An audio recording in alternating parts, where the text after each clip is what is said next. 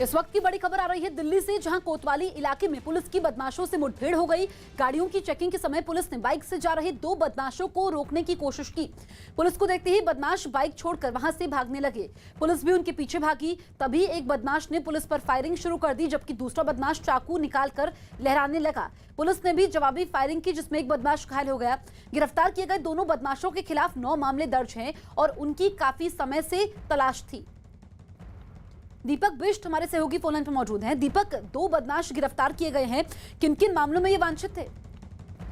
देखिए, लूट और उसके साथ ही स्नैचिंग और आर्म्स एक्ट के कई मामले हैं, क्योंकि हथियारों की नोक पर या हमेशा वहां पर आसपास जो कोतवाली इलाका है वहां पर लूटपाट की वारदातों को अंजाम देते हैं। दिल्ली पुलिस की स्पेशल जो कोतवाली थाना की टीम है वो वहां पर चेकिंग कर रही थी पिकेट लगाकर, और जो 15 तारीख की शाम को लगभग 5 बजे के आसपास ये दोनों बदमाश वहां से निकले और दोनों ने पुलिस पार्टी को देखते ही वापस अपनी बाइक मोड़ने की कोशिश की, जिसके बाद फायरिंग की गई पुलिस की तरफ।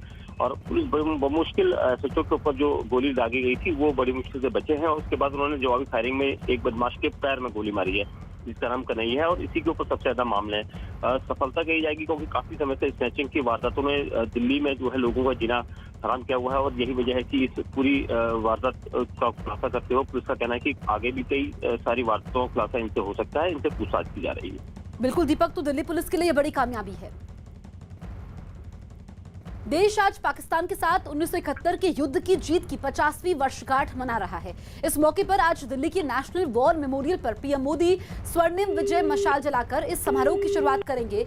आज के ही दिन 1971 में पाकिस्तान की सेना के आत्मसमर्पण के साथ ही 1971 का युद्ध खत्म हुआ था और बांग्लादेश का जन्म हुआ था। दूसरे विश्व युद्ध के बाद किसी देश की सेना का यह सबसे बड़ा आत्मसमर्पण था। नेशनल वॉर मेमोरियल में पीएम मोदी, रक्षा मंत्री और तीनों सेना के प्रमुख आज सुबह देश के शहीदों को श्रद्धांजलि देंगे। इस मौके पर एयरफोर्स के लड़ाकू हेलीकॉप्टर अपाचे और लड़ाकू विमान सुखोई भी नेशनल वॉर मेमोरियल के ऊपर से उड़ान भरकर शहीदों को सलामी देंगे। कर्नाटक की विधानसभा में कुछ ऐसा हुआ जैसा देश के इतिहास में अभी तक किसी भी विधानसभा या संसद में पहले कभी नहीं। कांग्रेस के विधान परिषद सदस्यों ने कार्यवाही चला रहे उपसभापति को जबरन उनकी कुर्सी से खींचकर हटा दिया और विधान परिषद में जोरदार हंगामा चलता रहा। जब तक बीजेपी, कांग्रेस और जेडीएस के नेता सभापति की कुर्सी को घेरकर हंगामा कर रहे थे, तब तक सब कुछ सामान्य दिख रहा था। अचानक सभापति की कुर्सी के पीछे कुछ हाथापाई जैसी तस्वीरें दिखने लगी। कांग्रेस के कुछ एमएलसी जबरन गेट खोलने की कोशिश करते दिखे।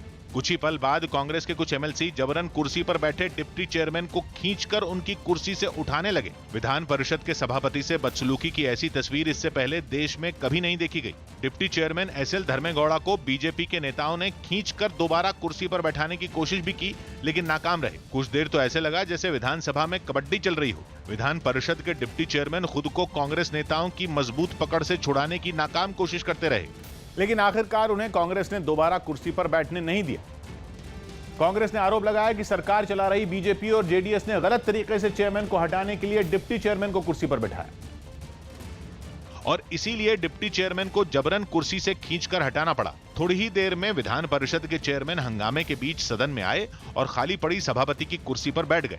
अब उनके कुर्सी पर बैठने से नया दंगल शुरू हो गया। कांग्रेस का एक एमएलसी उनकी सुरक्षा के लिए उनके पास आकर खड़ा हो गया और स्पीकर से कुर्सी छोड़ने की अपील कर रहे बीजेपी के नेता हंगामा करने लगे। अचानक कांग्रेस के एमएलसी को ऐसा गुस्सा आया कि उसने बीजेपी के एक नेता को जोर से धक्का दिया, जिससे वो दूर जाकर गिर पड़ा। विधान परिषद की सारी कुर्सियां खाली पड़ी रहीं और स्पीकर की कुर्सी के पास हंगामा चलता रहा। आखिरकार चेयरमैन ने विधान परिषद की कार्यवाही को अनिश्चितकाल के लिए स्थगित